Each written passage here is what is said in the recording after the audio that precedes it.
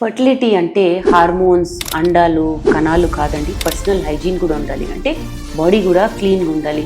లేకపోతే సైలెంట్గా మీ reproductive health మీద, అంటే మీ సంతానలేమి సమస్యకి ఇది కూడా ఒక కారణం కావచ్చు. పువర్ హైజీన్ ఉందనుకోండి, అంటే క్లీన్గా లేరనుకోండి, ఇన్ఫెక్షన్స్ పొద్దాక అవ్వడము, బ్యాక్టీరియల్ వజైనోసిస్ అని, పెల్విక్ ఇన్ఫ్లమేటరీ డిజీజెస్ అవుతాయి మహిళల్లో.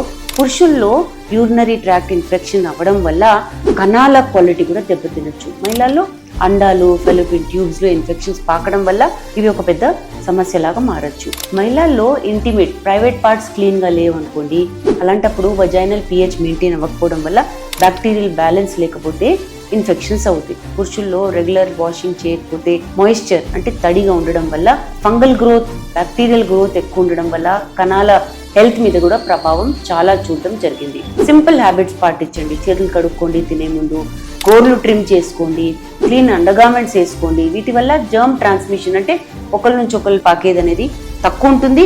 ఇన్ఫెక్షన్ రిస్క్ కూడా మీకు తక్కువ ఉంటుంది. నోరు కూడా క్లీన్గా ఉండాలి. ఓరల్ హైజీన్కి ప్రెగ్నెన్సీకి కూడా సంబంధం ఉంది. క్లెన్జర్స్ వాడేటప్పుడు మైల్డ్వి వాడండి. రోజ్ క్లీన్ అండర్గార్మెంట్స్ చెప్పాను కదా, కెమికల్స్ కూడా తక్కువ ఉండేటట్టు చూడండి మీ క్లోత్స్ వాషింగ్కి.